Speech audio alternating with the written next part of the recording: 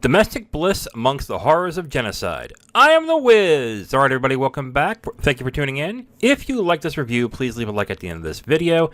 And if you want to watch more, please subscribe. I do 3 reviews a week on this channel. Alright everybody, I'm here to review the 2023 Oscar-nominated film, The Zone of Interest, starring Christian Friedel and Sandra Hüller, written and directed by Jonathan Glazer.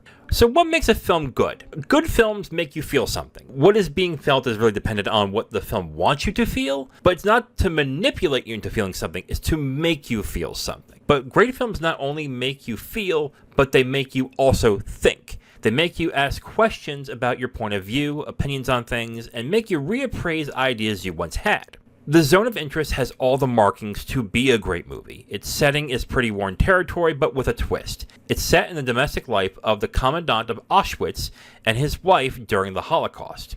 The film on screen is basically 100 minutes of a story about domestic life. Parents interacting with kids, the married couple interacting, the family having guests. Essentially, it's a slice of life movie. But the film off-screen is where the actual story is. Of course, this film being set in Auschwitz during World War II, what's happening off-screen is the mass slaying and torture of Jewish prisoners. And as this is off-screen, that means you don't get to see any of the horrors of the Holocaust that films like Schindler's List, The Grey Zone, and Night and Fog did. But the film makes it very clear what's happening. How do they do that? Well, one way is that the characters casually mention what's going on in the background. And not in a, oh my god, what can be done? But in a, yeah, that's happening over there, but check out these vines. And the film makes clear that the characters that you are watching are not only comfortable with what's going on in the background, but are actually very much for it. But the other way that the film tells the story is through its excellent sound design.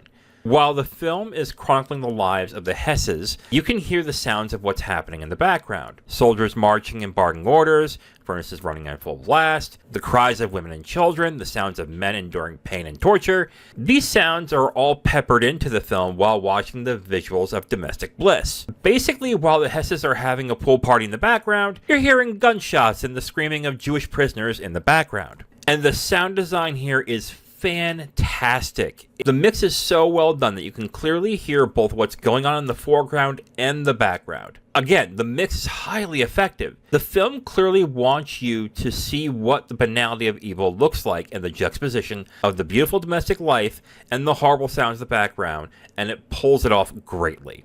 But the honest truth is, that's all the film does. This is all it does.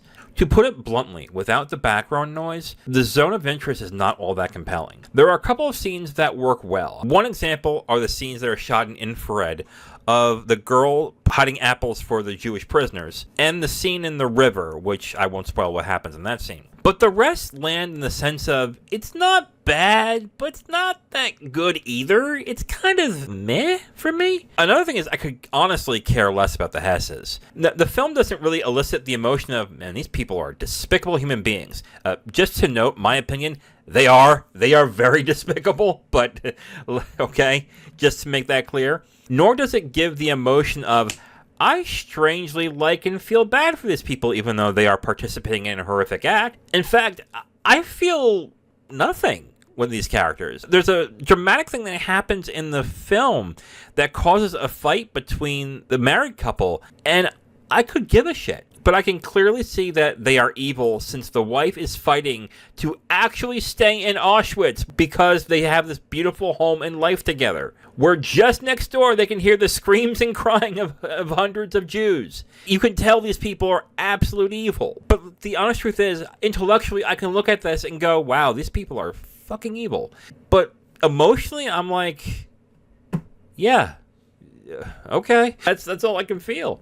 But the only thing that gives me any kind of reaction is the juxtaposition of everything, because that's really all the film offers.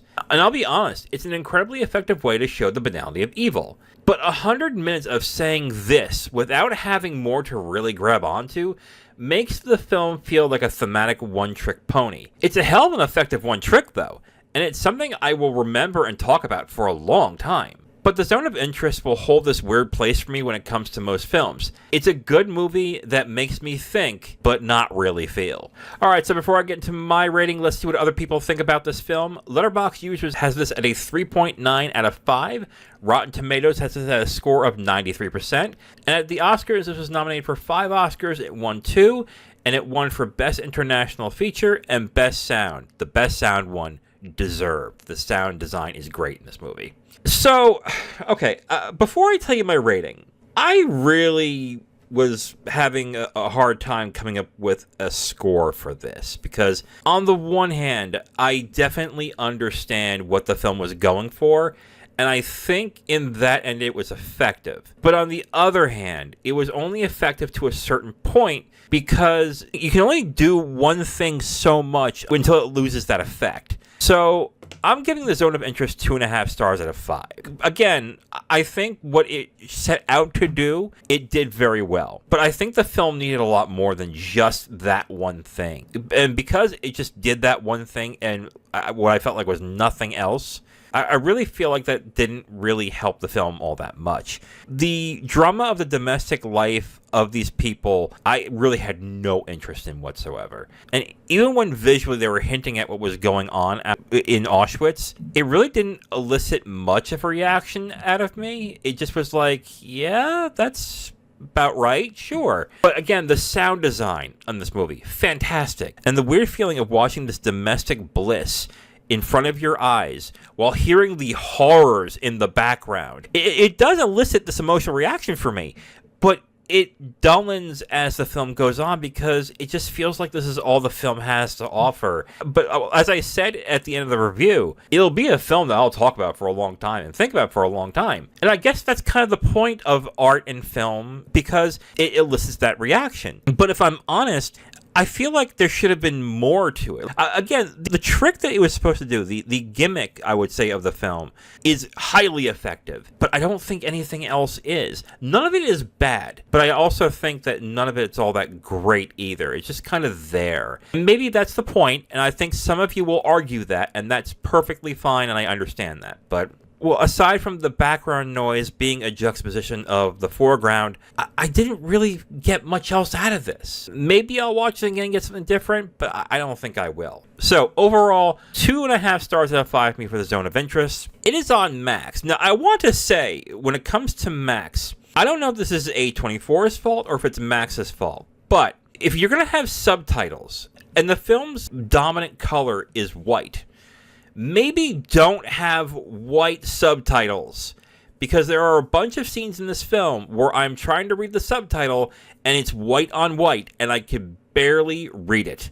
In fact, there are some where I couldn't read it at all. So that was also a problem. So Max, maybe change the subtitles to yellow or A24, or put a black bar behind the letters so at least I can read it at some points. I don't know. I found that a little annoying. I will say this, though.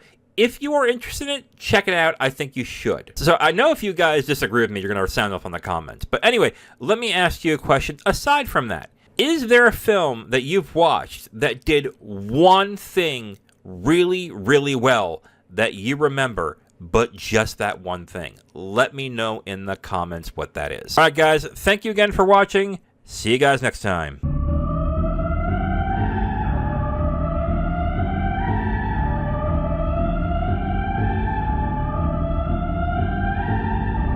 Thank you for watching this video. If you liked it, please like it. If you didn't, please subscribe. And if you have questions or comments, go ahead and leave a comment whether you liked it or not. It just helps, you know. If you want my written reviews, you can go onto my Letterboxd at IamThatWiz, or you can go to my website at IamTheWiz.com. Thank you very much again for watching. See you next time.